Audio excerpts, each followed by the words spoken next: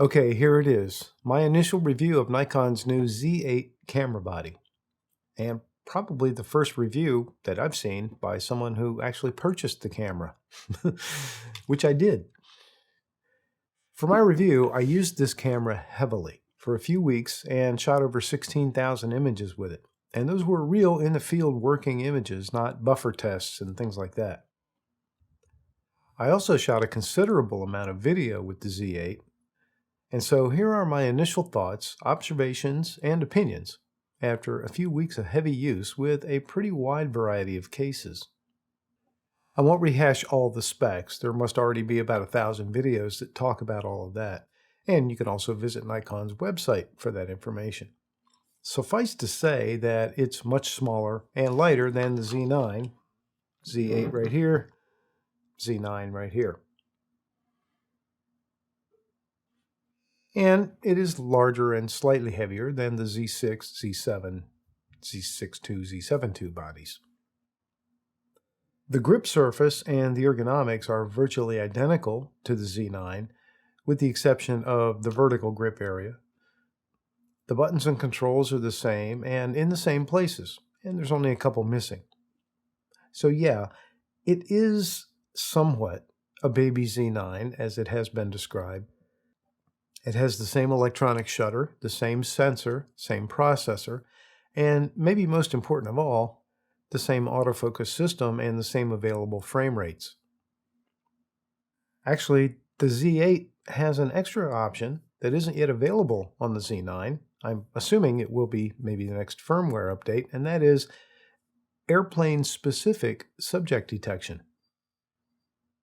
Since airplanes were already included in the vehicle subject detection, what difference does airplane subject detection make? We can hope that a single airplane in the sky should be easily detected by the Z8 no matter what focus settings we have on, right?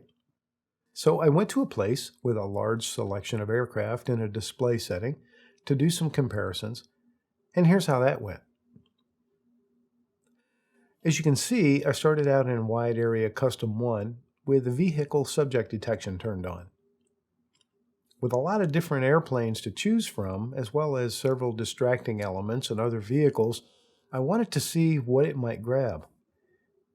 Initially, it really didn't define the airplane or the truck under it as vehicles, possibly due to the many distractions and busy situations around them.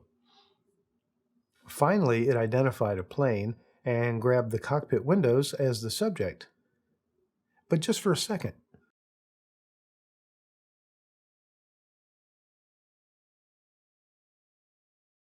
Obviously, it's hit or miss with this setting, no matter how obvious it was to me that it's an airplane.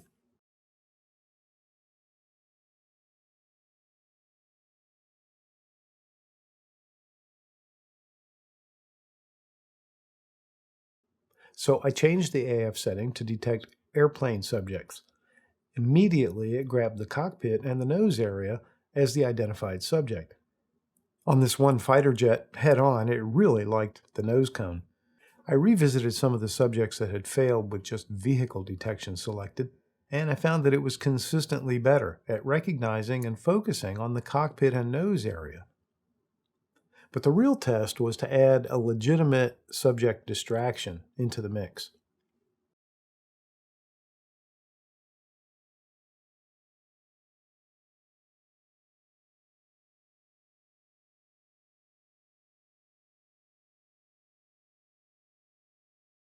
Luckily, there were a couple of trucks parked in front of one of the aircraft, so I switched back to vehicle detection.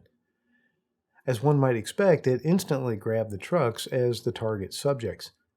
Then I switched back to airplane AF detection, keeping in mind that the trucks are closer, which makes them a little bit more of a priority for the focus system and makes this more challenging. And the AF grabbed the cockpit of the airplane immediately. This was very consistent with all types and sizes and shapes of aircraft.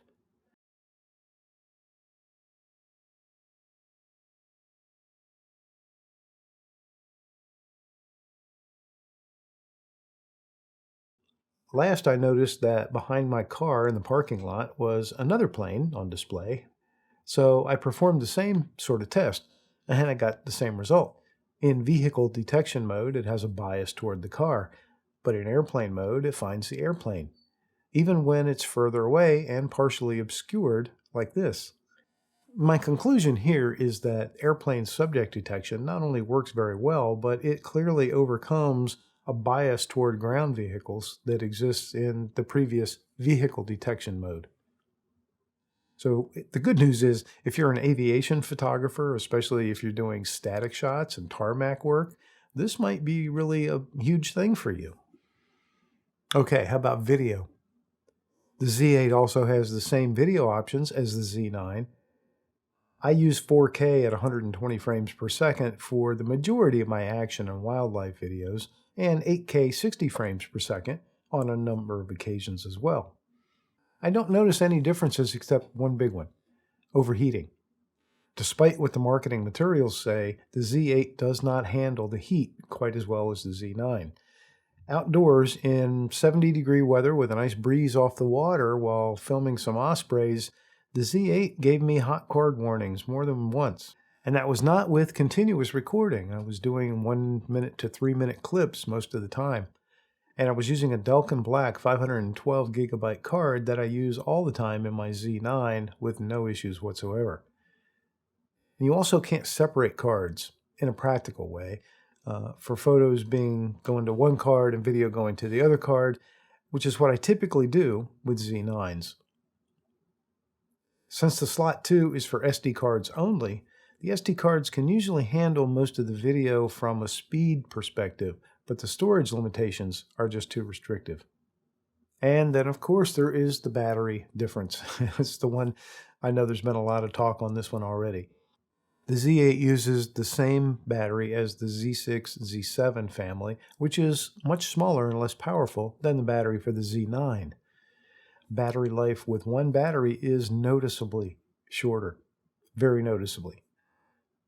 I also have the optional battery grip right here, which I used a lot. And it allows you to use 2 batteries instead of 1. And for me, that's a must-have under almost all circumstances. And one of those batteries can be hot swapped, so that is something I'll talk about in the future, but there are some advantages to using that, and maybe some disadvantages as well. But even with the 2 batteries in the battery grip for the Z8, I still don't get the same life that I get with 1 battery in the Z9. Otherwise, the Z8 is essentially the same as the Z9 with fantastic performance and quality, but you should be aware of the downsides. $4,000 is significantly cheaper than $5,500, but it's still a whole lot of money. I think a lot of people expected the Z8 to be exactly identical to the Z9 in every way except physical size. It's not, and it shouldn't be. The Z9 is the flagship body of the Nikon brand, made for professionals. The Z8 is a way to get the majority of the functionality and the features of the Z9 at a more affordable price, with some minor allowances. But I have to wonder just how many people will spend the extra $1,500 and just get a Z9. I mean, once you're at that price bracket, does it make that much difference? Especially now that they're pretty much a stock item everywhere. So who is the Z8 for? I'll give you my opinions, and that's all they are. Keep that in mind. Just my opinions. But I think the first question that I've been asked is it good for a second camera body? I say no. I don't think most working pros are going to be satisfied with the Z8 as a second body to the Z9, and here are my reasons. When I think of a second body, I think of one that's exactly like the first. Interchangeable. Settings can be copied over. Batteries can be swapped. Zero compensation needed for muscle memory when you grab one versus the other. To me, that's a second body. Now, as a backup body, yes, I think the Z8 will make a very good backup or standby body to the Z9. For me, what that means is it's not my main go-to camera, but when I use it, I want 90% of the features of my primary go-to camera. For a backup body, the battery life is probably adequate, especially if you do use the MB-N12 battery grip. For video-heavy shooters, this body is much more friendly to a gimbal or a slider, other types of gear and equipment, than the Z9 in terms of overall weight and size. The Z8 also has a second USB-C port so that power can be attached while still using an external device such as the fantastic remote grip that I love. And you still have full-sized HDMI for output to monitors and recorders and such. The only question is that of overheating, and frankly, I'd be worried about that. So what about as a primary camera for new mirrorless shooters, people that are still transitioning over from DSLRs to mirrorless or considering making that step? And in that respect, I think in most cases, and everybody's different, everybody's shooting needs are different, but I think yes, if your budget allows it, this would make an ideal camera for very deep hobbyists and part-timers that want to finally make the jump to mirrorless and who haven't done that yet. You're not giving up many significant features versus the V9 for most applications, and saving $1,500 leaves some room for some very nice Nikkor Z glass, which is amazing.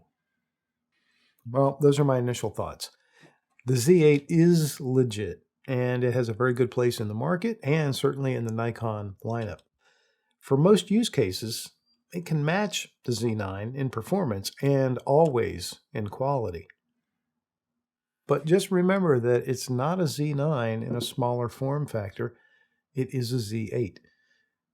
I might do more comparisons in more depth between the Z8 and Z9 if you guys think I should. I'm also happy to do follow-ups on more specific topics in depth. Just let me know in the comments. I'll also talk more about the MB-N12 battery grip in a separate video. If this video was helpful to you, I'd appreciate it if you would smush the like button and subscribe to the channel so that you can be the first to see future content. Thanks for watching. I'll see you soon.